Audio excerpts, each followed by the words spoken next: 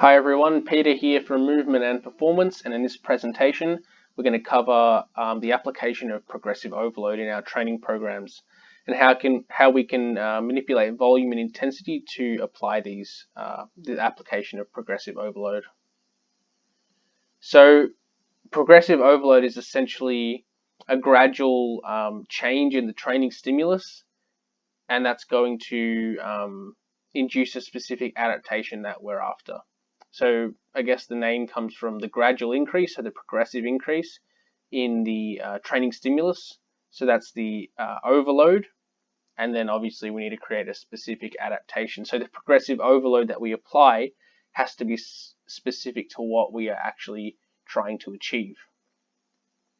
So the importance of progressive overload is that basically we need to increase the training demands of the athlete in order for them to actually adapt and get better. If the athlete doesn't adapt to new levels of fitness, then they're essentially not really going to improve in their sport. So this is basically probably the most important and the most fundamental principle of training. So again, yeah, we can improve our capabilities and our performance over time. That's going to stem from this progressive overload. So we have long-term progressive overload and short-term progressive overload. And long-term progressive overload is essentially periodization. It's basically structuring our training phases and blocks so that at the time that we need to be our best, we can be. So we can peak our athlete at a given time. And so the overload application in this sense is basically general to specific. So we're not really going to be talking too much about volumes and intensities in this sense.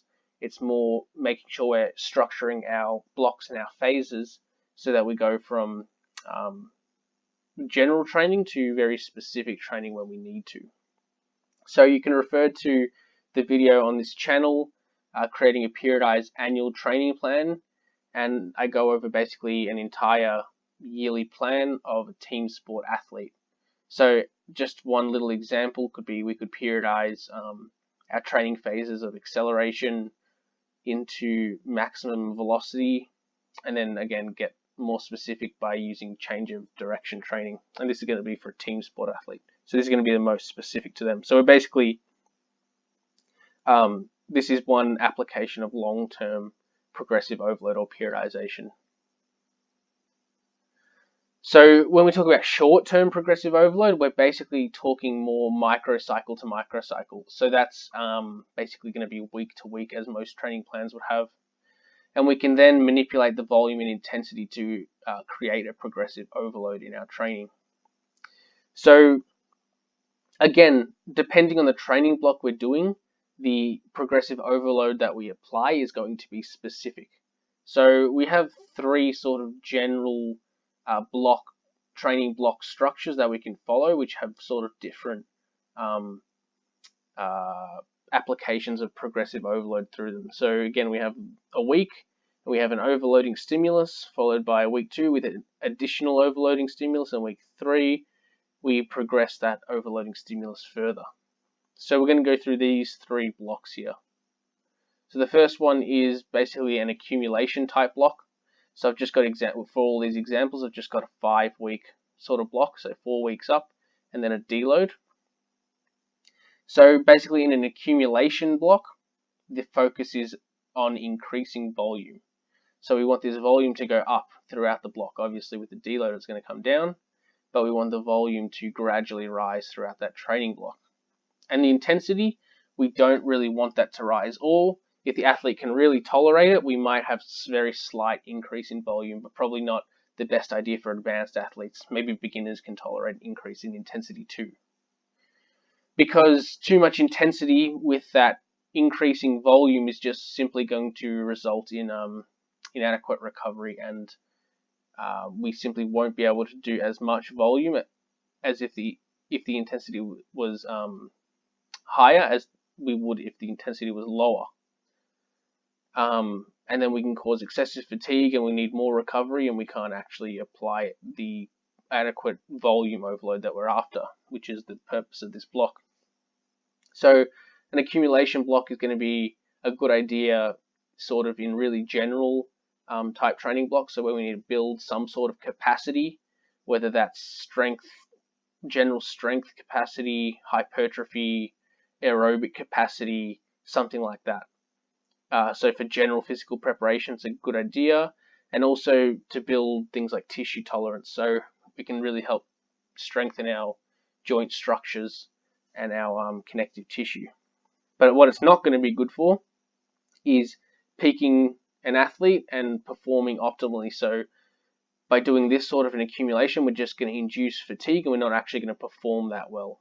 But we get these other adaptations that we're after. So make sure when we apply these sort of blocks, we apply them in the right manner. So we're not going to obviously apply this sort of progressive overload in a peaking phase just before a competition. So the next one is an intensification block, which again, as the name suggests, is focusing on increasing intensity. So again, we want an increased intensity. Obviously with a deload, it'll come down, but we want over the course of the block, an increase in intensity. And again, pretty much opposite to the accumulation block, the volume doesn't, we don't want the volume to rise, or if it does, it's going to be very slight, only if the athlete can tolerate it.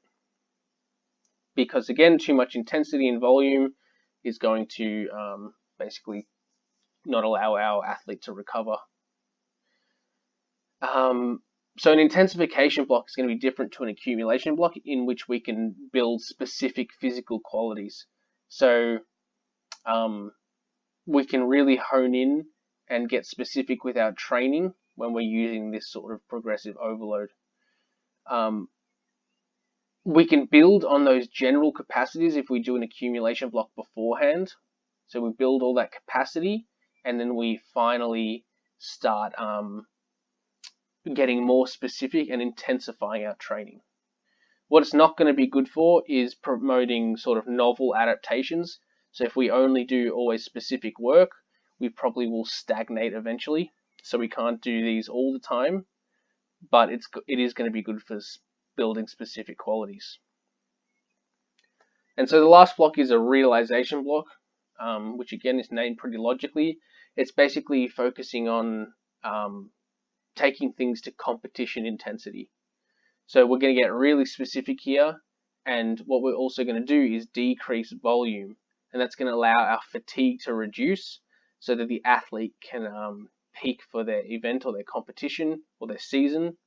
Obviously, we don't have one peak for a season, but if we have an individual event, this is the sort of progressive overload strategy we probably want to employ.